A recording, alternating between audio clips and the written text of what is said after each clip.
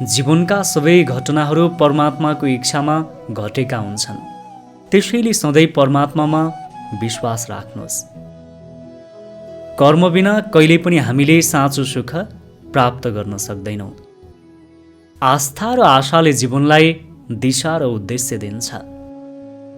आत्मज्ञानको प्राप्ति नै जीवनको उच्चतम उद्देश्य हो।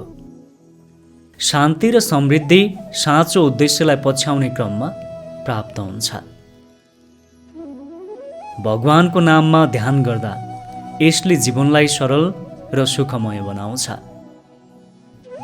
कर्ममा निष्ठा राख्दा परिणाम केवल भगवानको इच्छा अनुसार नै प्राप्त हुने गर्छ। जीवनमा साँचो मार्गदर्शन आवश्यकता अनुसार परमात्माले हामीलाई प्रदान गर्नुहुन्छ। शारीरिक शुद्धता र मानसिक शान्ति बिना कहिल्यै पनि जीवनको उच्चतम उद्देश्य प्राप्त गर्न सकिँदैन। जसले मेहनत र तपस्यामा विश्वास राख्छ उसले जीवनका सबै बाधाहरू पार गर्न सक्छ।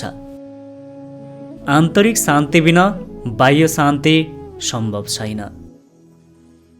जीवनका कष्टहरू तपाईँको आत्मशुद्धिकरणका अवसरहरू हुन्।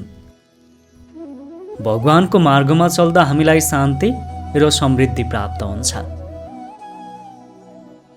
साँचो मित्रता प्रेम र करुणाको आधारमा निर्माण हुने गर्छ। तपाईँको सबै कर्म तपाईँको आत्मसन्तुष्टिको लागि हुनुपर्छ।